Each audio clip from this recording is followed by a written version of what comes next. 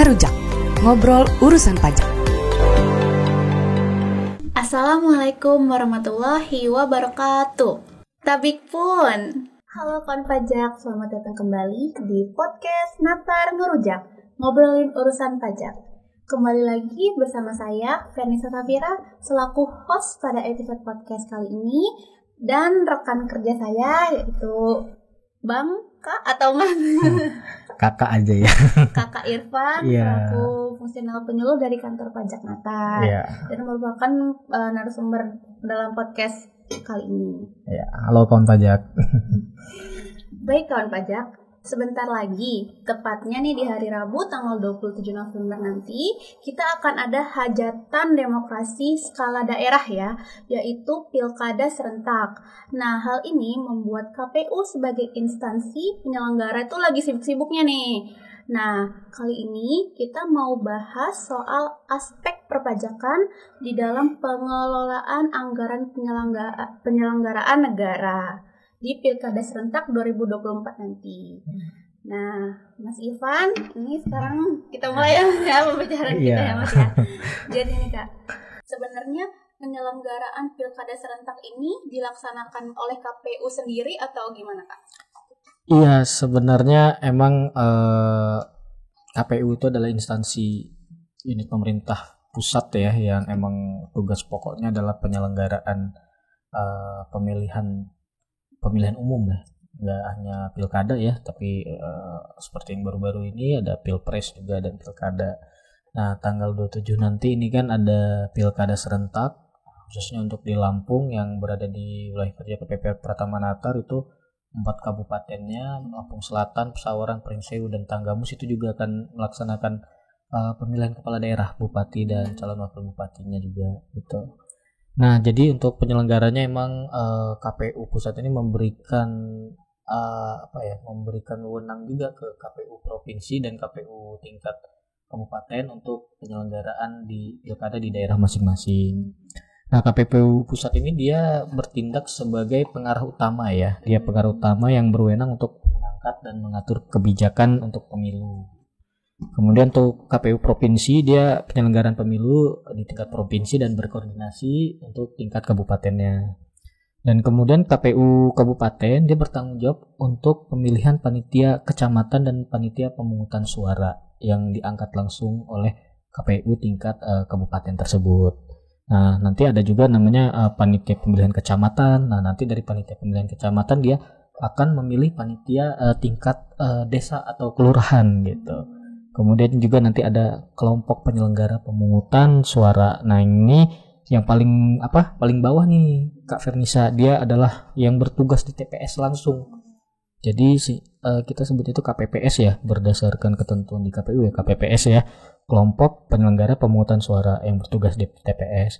Tapi ada juga yang namanya kelompok penyelenggaraan pemungutan suara dari luar negeri, di luar negeri. Nah, ini untuk panitia pemungutan suara yang ada di luar negeri. Nah, inilah badan-badan yang bertugas di bawah koordinasi KPU dalam hal penyelenggaraan pilkada serentak tanggal 27 November nanti.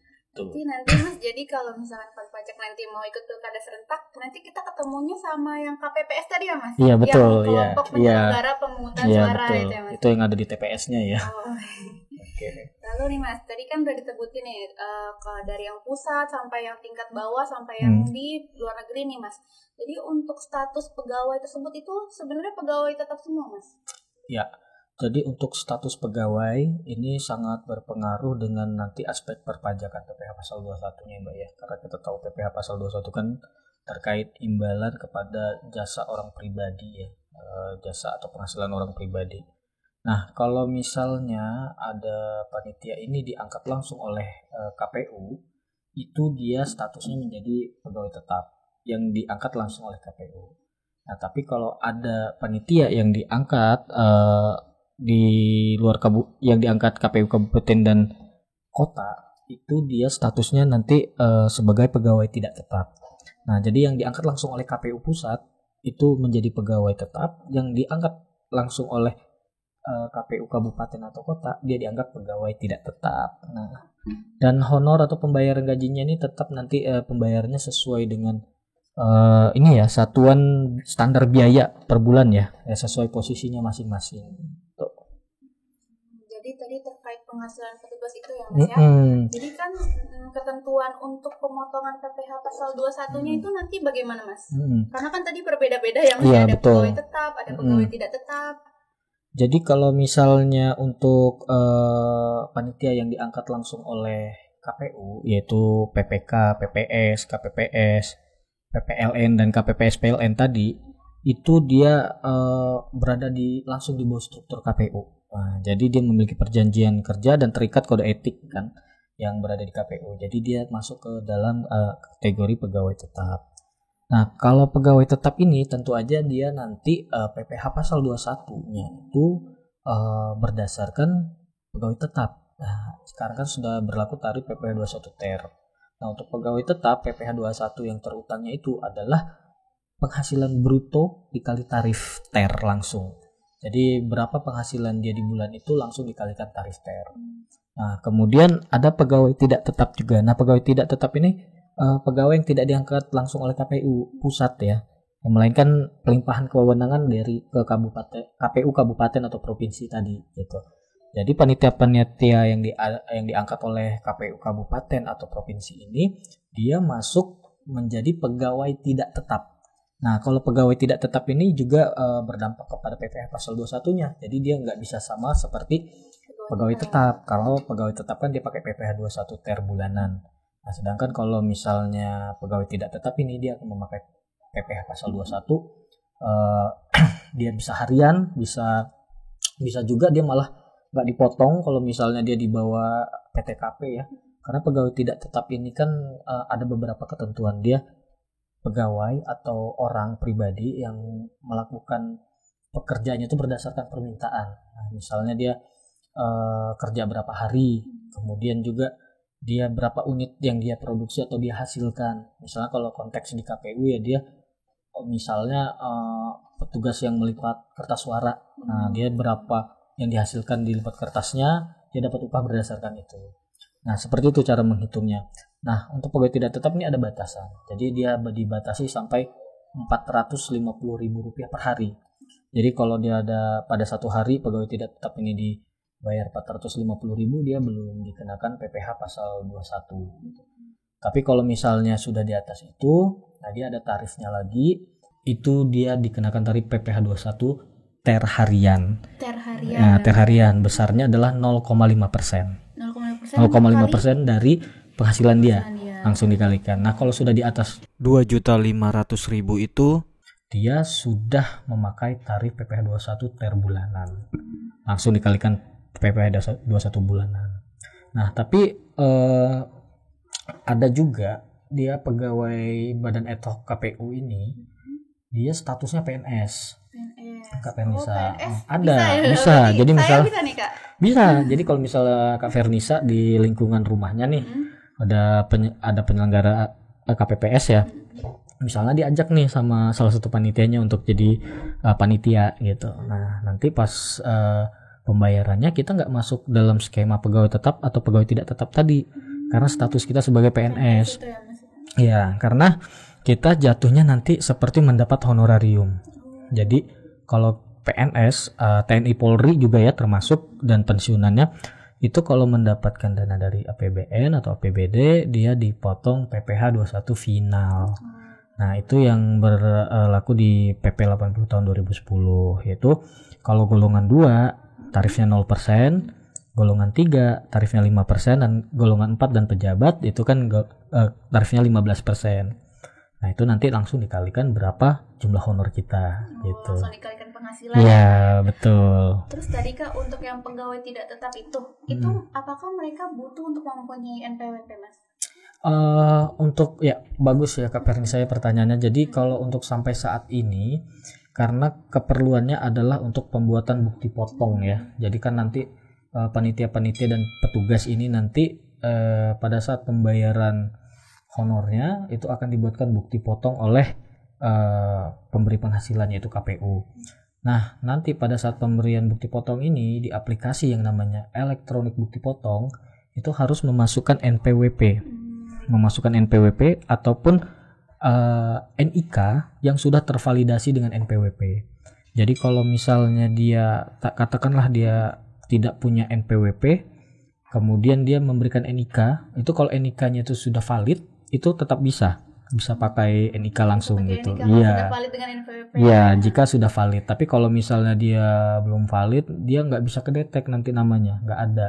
Jadi kalau ada kejadian kayak gitu, ya paling nanti dikonfirmasi dulu ke Dukcapil apakah ada masalah NIK-nya. Kadang kita tidak menutup kemungkinan ada NIK yang emang tidak terregister, Kak Fernisa. Jadi NIK yang tidak terregister ini ya tentu aja nanti nggak bisa divalidasi gitu di sistem DJP, sehingga nanti KPU nggak bisa bikin bukti potongnya gitu. Jadi dia bisa aja dipotong dibayar, cuman dia nggak pegang bukti potong gitu kan. Jadi kan bukti potong ini sebenarnya pembayaran pajak yang bersangkutan yang menerima penghasilan. Kalau dia nggak dikasih itu, ya seolah-olah dia tidak melakukan pembayaran pajak gitu. Jadi sebisa mungkin nanti dicek dulu, mungkin nanti dari panitia, nanti yang calon-calon petugasnya ini apakah sudah ber-NPWP atau belum. Kalau mau aman sih ya diminta saja ber-NPWP dulu ya. Diminta buat NPWP dulu, sekarang kan mudah ya. Gampang di irek.pajak.go.id gitu. Berarti kakak menyarankan untuk membuat NPWP? Iya, saya menyarankan dulu sih, karena paling tidak dia kan sudah punya penghasilan, ya paling tidak dia harus buat NPWP. Masalah apakah penghasilannya di atas PTKP atau di bawah PTKP itu nanti kita lihat setahun ini gitu. Misalnya dia emang masih di bawah PTKP, dia bisa mengajukan permohonan non efektif nantinya gitu, karena masih di bawah PTKP. Jadi sehabis KPU pemilihan suara itu bisa mengajukan permohonan non efektif jika dia masih di bawah PTKP. Ya, tapi kalau misal ternyata dia punya penghasilan lain gitu kan, ya tidak perlu di non efektifkan gitu. Jadi nih Kak, kita ringkas lagi ya kayak pengkategorian jenis pegawainya itu supaya lebih jelas tuh bagaimana Kak? Ya, ini saya baca aja ya. Ini sebenarnya ada dasarnya adalah surat balasan dari Direktorat Jenderal Pajak ya kepada Sekretariat Jenderal KPU ya. Kalau nggak salah bulan Januari 2024 ini ya. Jadi di surat itu diringkas bahwa disimpulkan bahwa panitia itu untuk penyelenggaraan pemilihan umum atau pemilihan kepala daerah itu ada beberapa jenis panitia ya. Nah, untuk panitia yang PPK, panitia pemilihan kecamatan, dan PPS, panitia pemungutan suara, dan panitia pemilihan luar negeri, ini kan merupakan petugas yang diangkat langsung oleh KPU pusat. Nah, karena dia diangkat langsung oleh KPU pusat, ditetapkan oleh KPU, maka dia statusnya menjadi pegawai tetap. Nah, itu yang pertama yang perlu diingat. Karena status dia menjadi pegawai tetap, tarif yang berlaku nanti dalam hal pemotongannya adalah PPh 21 per bulanan. Ya, nanti disesuaikan dengan PTKP dia berapa, range penghasilannya dia berapa gitu. Kemudian yang kedua adalah honorarium yang diterima oleh Pantarlih ya. Pantarlih ini panitia pemutakhiran data pemilih. Dan ada juga KPPS, kelompok penyelenggaraan pemungutan suara tadi ya.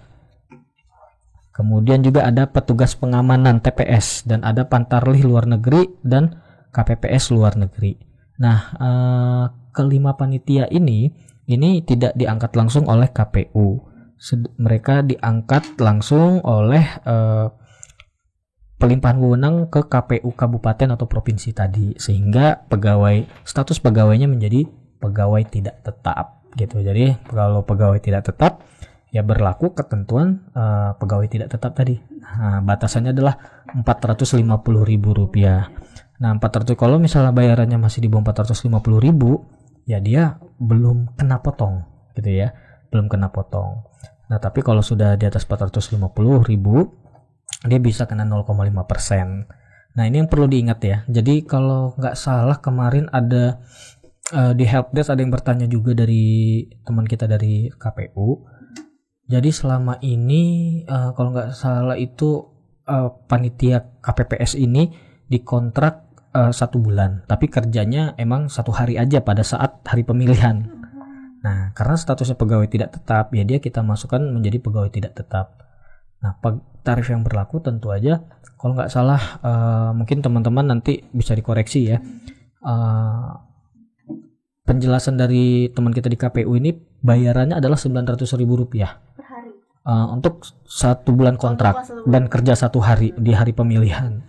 Nah, karena dia dibayar 900 berarti kan sudah di atas 450.000. Dan tarif yang berlaku adalah 0,5%. Jadi nanti tarif yang berlaku untuk panitia KPPS ini itu adalah 0,5% dikali jumlah honornya, yaitu 900.000 tadi. Jadi itu hanya sekitar 4.500 ya. Hanya 4.500. Nah, ini sebenarnya kecil gitu pemotongannya. Tapi ternyata di fakta di lapangan itu banyak pemotongannya itu masih belum sesuai, terutama pada saat pemilihan presiden kemarin. Itu teman-teman di KPU juga ada yang menyampaikan bahwa pemotongannya mereka memakai tarif yang final itu, PPh 21 final. Padahal mungkin bukan iya kan. PNS ya. Iya, pertama belum tentu PNS. Yang kedua ya itu kan tarif progresif yang paling bawah sebenarnya. Jadi mungkin banyak yang berpikir bahwa oke, karena masih di bawah 60 juta dikenakan langsung 5% gitu. Nah, itu keliru ya, karena statusnya sesuai dari surat Direktorat Jenderal Pajak ke Sekretariat KPU itu KPPS, anggota KPPS, Pantarlih dan yang bertugas langsung di TPS itu dia masih masuk sebagai pegawai tidak tetap, sehingga tarifnya itu ya tadi kalau dia di bawah 450 0%, di atas 450.000 per hari itu 0,5% gitu. Bahkan kalau emang kerjanya 1 bulan tuh, tapi kayaknya sih nggak 1 bulan ya, nggak 1 bulan full walaupun dikontrakkan 1 bulan, karena secara nyata kerjanya hanya pada saat hari pemilihan. Nah, itu makanya dia masuk ke dalam kategori pegawai tidak tetap tadi. Nah, ini masih sering kejadian nih di lapangan Kak Fernisa. Jadi mungkin nanti pas pilkada ini harus diteliti lagi ya teman-teman dari KPU, mungkin nanti pihak-pihak pemotongnya dicek lagi. Kalau emang mau konsultasi di KPP Pratama Manatar ya silahkan. Itu ya, ada di helpdesk bisa, di WA juga bisa. Tadi kan kita udah bahas terkait PPh pasal 21 Iya, ya Mas betul. ya. Ada nggak sih jenis pajak lain Mas yang berlaku pada pembelanjaan anggaran di KPU? Ya, tentu sebenarnya KPU ini hampir sama seperti instansi pemerintah yang lain ya Kak Fernisa ya. Jadi ada PPh 21-nya, ada PPh yang lain. Ya, termasuk PPh pada saat pembelanjaan penggunaan anggarannya, yaitu PPh pasal 22 dan PPN, dan juga ada PPh pasal 23. Dan juga mungkin ada PPh pasal 4 ayat 2 terkait sewa aset atau sewa tanah dan bangunan, PPh final itu bisa aja gitu.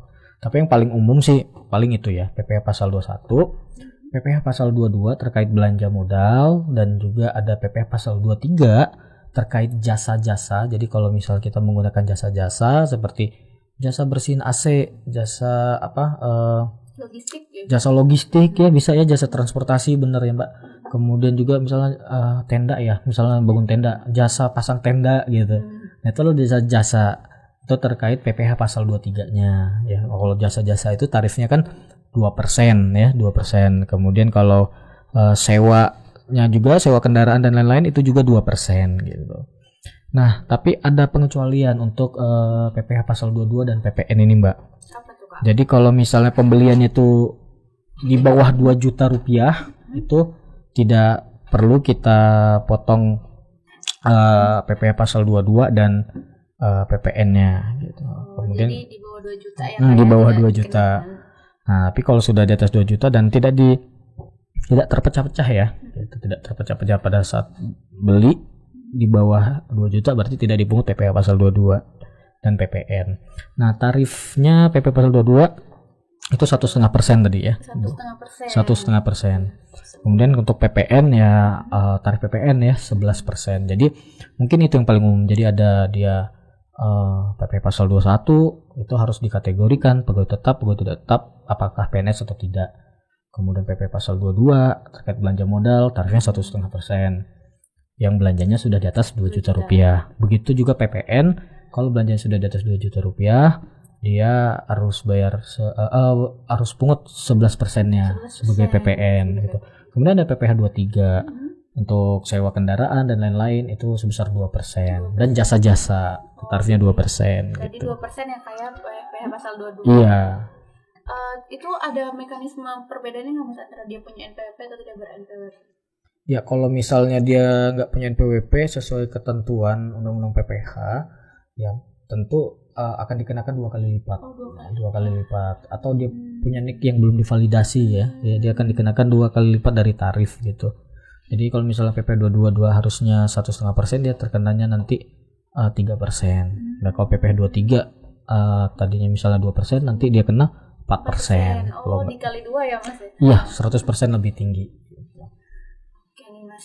Jadi tadi kan udah pemotongannya Iya. dan perbedaan jenis pemotongannya. Nah sekarang gimana sih Mas cara KPU itu melakukan kewajiban pembayarannya, pemotongan sama pelaporan pajaknya? Ya, jadi untuk pemotongan oleh KPU ya ini sebenarnya berlaku pemotongan sebagaimana instansi pemerintah gitu. Sama seperti dinas-dinas, bahkan sama seperti pemerintah desa, itu hampir sama. Jadi dalam pelaksanaan kewajibannya KPU itu melaksanakan pemotongan tadi sesuai kategori pegawainya, sesuai kategori belanjanya apakah PP 22 atau 23 dan memungut PPN-nya. Nah, untuk pungutan PPN ini itu mesti diminta yang namanya faktur pajak dari rekanan. Jadi rekanan itu kalau belum bisa membuat faktur pajak ya diminta dia untuk PKP terlebih dahulu dan membuat faktur pajak. Jadi nanti tagihan dari rekanan ini bisa kita keluarkan, kita bisa bayarkan PPN-nya. Kemudian untuk pelaksanaan pemotongan itu kewajibannya adalah membuatkan bukti potong buat si penerima penghasilan. Jadi di awal tadi saya singgung bahwa bukti potongnya adalah pembayaran bagi si penerima penghasilan. Jadi kalau misalnya nggak dibuatkan bukti potong, seolah-olah penerima penghasilan ini tidak membayarkan pajaknya, Mbak. Padahal seharusnya kan pemotongan ini jadi kewajiban si pemberi penghasilan. Makanya nggak ada buktinya bahwa telah dipotong dan telah dibayarkan ke negara pajaknya. Jadi harus dibuatkan buktinya. Nah, pembuatan buktinya ini harus melalui aplikasi DJP yang kita sebut elektronik bukti potong atau iBupot. Ya, ini bisa diakses di akun DJP online KPU-nya. Jadi KPU nanti masuk ke DJP online, di situ ada menu elektronik bukti potong iBupot. Oh, di DJP online KPU-nya. Iya, di layanan. Jadi nanti si panitia-panitia ini penyelenggaranya itu harus diberikan akses ke atau pengelola anggarannya yang mengeluarkan uangnya itu harus diberi akses ke KPU provinsinya atau KPU yang memegang DIPA pembayaran anggaran gitu. Kalau ada di kabupaten ya berarti akun DJP online KPU kabupaten gitu.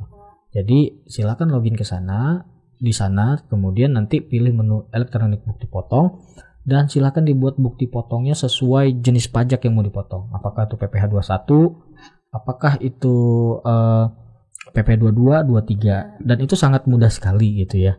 Ya, nanti ini saya berikan contohnya sedikit untuk pembuatan PP pasal 21 dan PP pasal 22, 23 dan PPN yang kita sebutnya unifikasi.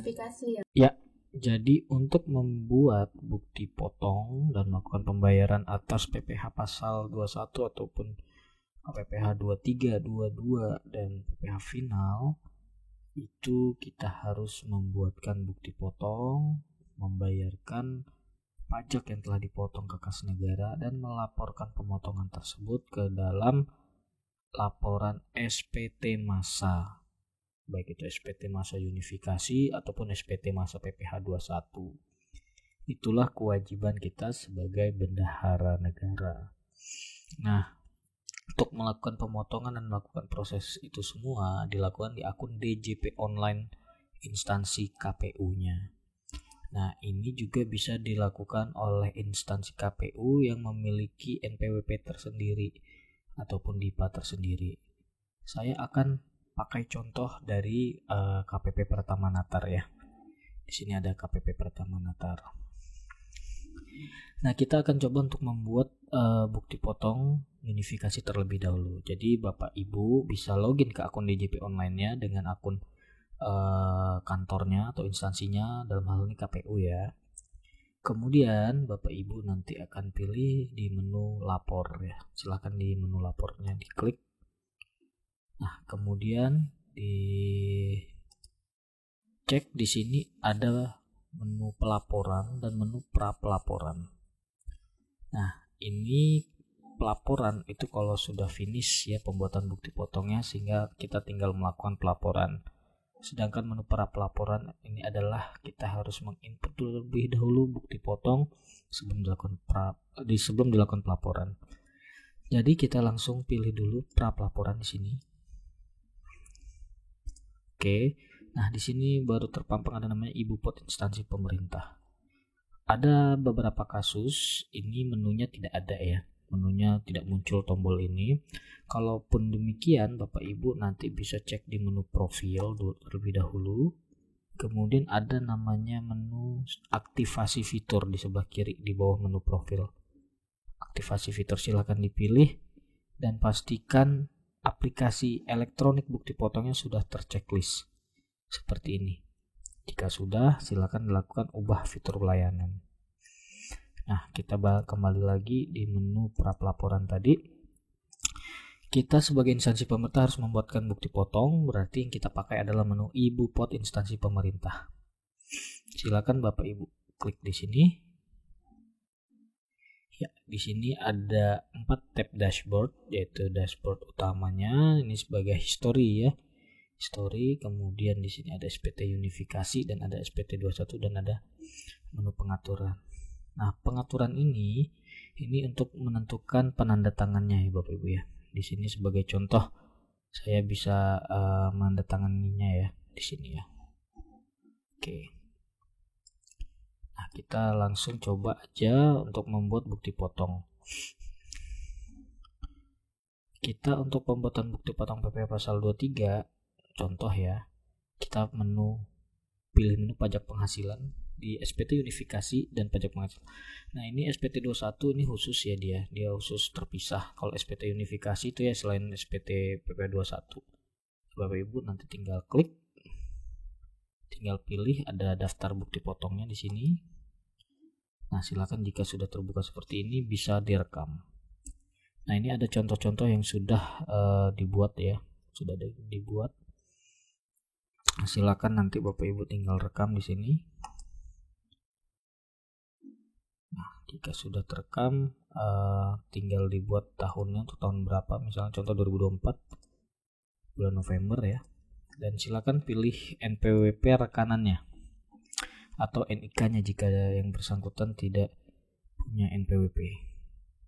Baik, saya akan ambil contoh terlebih dahulu untuk NPWP-nya. Tunggu sebentar ya. Oke, kita akan pilih salah satu contoh ya di sini. Oke, sini namanya sudah muncul dengan masukkan nomor NPWP. Kita klik berikutnya, kemudian di tab selanjutnya kita diminta untuk mengisi kode objek pajak. Nah, ini jenis-jenis pajaknya ya. Kalau di depannya ada 22 itu di PPh pasal 22, kalau dia 24 ada PPh pasal 23. Dan nanti ada 28 itu adalah PPh final ya. Oke, jadi nanti untuk contohnya kita pakai 23 dulu ya. Dia nanti ada jasa, kita misalnya pakai jasa ini ya, jasa manajemen lah ya. Contohnya dia tidak ada fasilitas, jika dia ada SKB silakan dimasukkan nomor SKB. Nah, taruhlah kita akan membayar sebesar 10 juta rupiah kepada PTA ini atas jasanya, jasa manajemennya yang dia berikan. Kita lanjut berikutnya, kemudian daftar dokumennya ini pilih saja invoice atau pengumuman atau lain halnya ya. Nah, dibuat tanggalnya disesuaikan dengan tanggal invoice. Lanjut, klik berikutnya, kemudian pilih penanda tangannya di sini. Oke, tinggal checklist, simpan. Nah, itu. Nah, nanti daftar bukti potongnya itu kita cek di daftar bukti potong ini. Kemudian cek di bulan November. Nah, di sini ada yang baru kita masukkan tadi, nilainya 10 juta ya. Nah, ini harus kita terbitkan dengan cara membuat bukti potongnya di sini. Dan menu lihat. Di menu lihat tinggal kita print, kita berikan ke penerima penghasilan. Nah, itulah kita potong, harus kita buatkan billingnya untuk dilakukan pembayaran. Nah, di sini sudah ada menu pembuatan kode billing. Nah, tinggal tulis aja uraiannya, silakan dibuatkan billing. Billingnya nanti langsung proses. Di sini akan sudah muncul cetakan kode billingnya ya. Tinggal kita klik.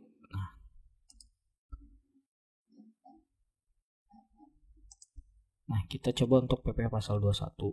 Nah, untuk PPh pasal 21, Bapak Ibu nanti pengelola anggarannya silakan pilih di SPT 21. Kemudian pilih bukti potongnya mau yang mana. Nah, untuk pegawai yang sifatnya dia adalah pegawai tetap, maka kita akan buatkan daftar bukti potong final atau tidak final di sini ya.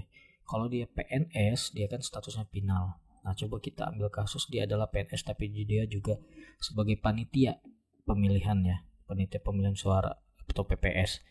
Nah, nanti silakan pilih final di sini. Nah, kita rekam, kita buat bukti potong bulanan.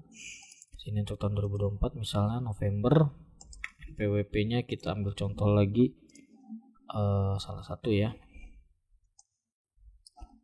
Ini contoh aja ya, bukan data sebenarnya. Ya, silakan pilih misalnya menunya adalah imbalan kepada PPh final, honor atau imbalan lainnya oleh yang diterima oleh PNS. Nah, silakan pilih di sini. Ya, untuk PNS, kemudian misalnya dia dapat honor 900.000. Oke, golongannya misal 3A, golongan 3, oke, dia akan dipotong 5%. Tinggal dihitung. Nah, dia akan dipotong 45.000. Datangan sebagai pengurus Irfan Sofyan. Ya, ini saya simpan ya. Ini dalam hal kalau panitia pemungutan suara adalah sebagai PNS, dia mendapatkan honor. Dia akan dikenakan PPh final. Nah, contohnya dia nanti seperti ini, bukti potongnya hampir sama yang PPh 23 tadi ya. Dia terkait PPh 21 ya sudah nih. PPh pasal 21 karena saya PNS dipotong dengan honor 900.000 dipotong 5%. Nah, ini dia nanti pilihannya adalah PPh 21 final, jangan ketukar. Nah, kalau misalnya kasusnya dia adalah sesuai, jadi kita kembali lagi ke sesuai ke surat penegasan dari DJP ke KPU ya.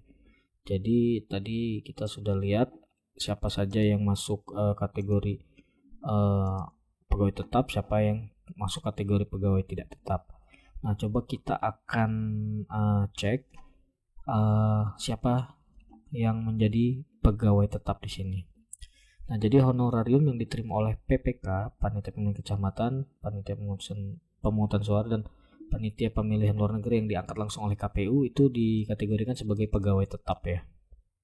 Nah, kalau dia adalah panitia PPK, PPS atau panitia pemilihan luar negeri, berarti kita pilihnya nanti pegawai tetap. Nah, coba kita contohkan di sini. Misalnya tahun pajaknya sama, November 2024.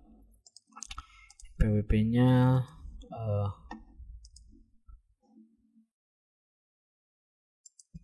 ya, kita ambil contoh ini. Oke. Nah, di sini ada pilihannya, ada pegawai tetap. Nah, tapi dia bukan PNS. Kalau PNS dia pasti langsung masuk ke final yang honor PNS ya. Nah, kalau ini bukan PNS, kita masukkan ke pegawai tetap. Nah, dia akan menghitung sesuai dengan ketentuan terbaru yaitu PPh 21 TER. Nah, taruhlah penghasilan, ini pilih gross aja ya. Gross ini karena dipotong ya. Kalau gross up itu ditanggung.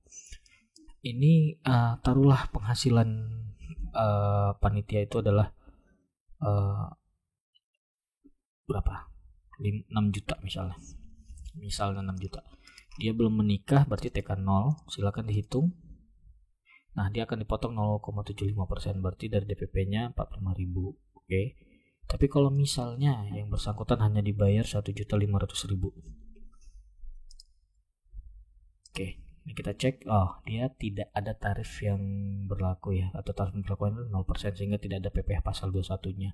Jadi ini tolong diingat ya, teman-teman dari KPU ya. Jadi kalau misalnya honornya masih di bawah penghasilan tidak kena pajak PPh 21 TER, dia pasti tidak akan ada tarifnya di sini gitu. Jadi tolong diperhatikan berapa honor yang dibayar ya kalau statusnya pegawai tetap. Nah, pegawai tetap tadi kan statusnya adalah PPK, PPS, dan PPLN ya. PPK, PPS, dan PPLN. Nah, kalau emang tidak ada yang dipotong, tapi ini tetap harus dibuat ya. Jadi nanti tetap diterbitkan bukti potongnya. Silakan disimpan. Oke. Nah, nanti di daftarnya dia akan datang seperti ini lagi. Ini bukti potongnya yang kita berikan kepada yang bersangkutan. Nah, yang termasuk ke dalam pegawai tidak tetap sesuai dengan surat ini itu adalah Pantarlih ya, Panitia Pemutakhiran Data Pemilih, KPPS, petugas keamanan TPS, Pantarlih luar negeri, dan KPPS luar negeri. Ini adalah statusnya pegawai tidak tetap. Jadi nanti kita akan kategorikan dia sebagai pegawai tidak tetap. Nah, misalnya di tempat kita ada KPPS ya. Nah, kita ambil contoh lagi. Untuk KPPS ini, oke, kita buat lagi di menu rekam ini.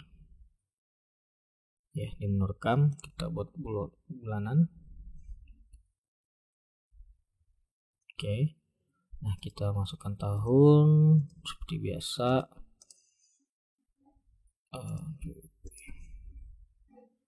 Oke, dia belum sempurna ya. Oke, tahun.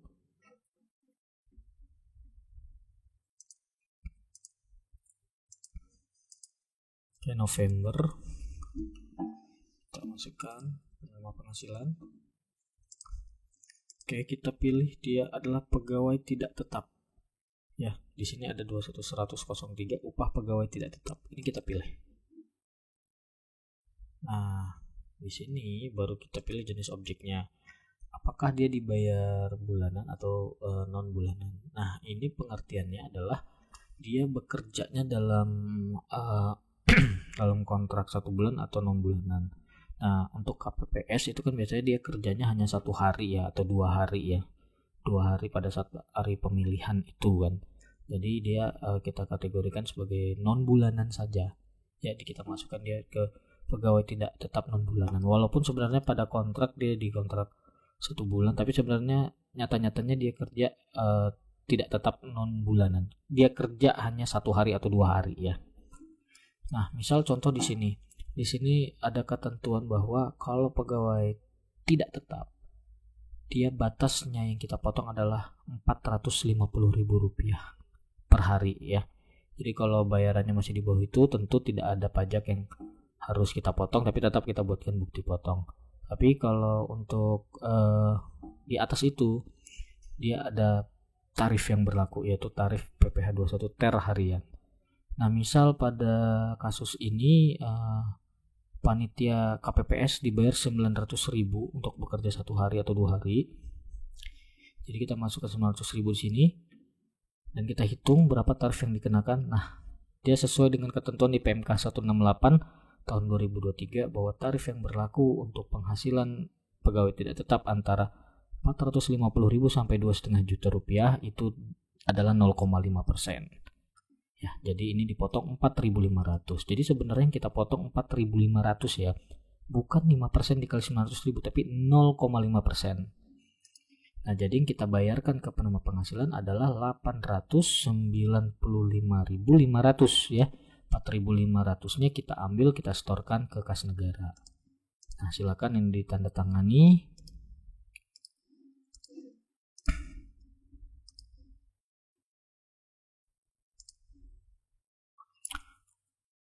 Oke.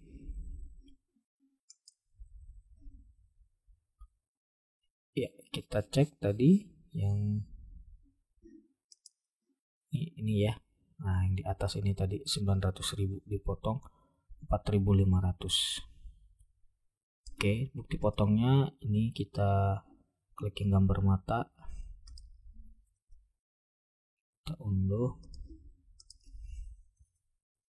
kita buatkan billingnya di sini. PPh 21 KPPS.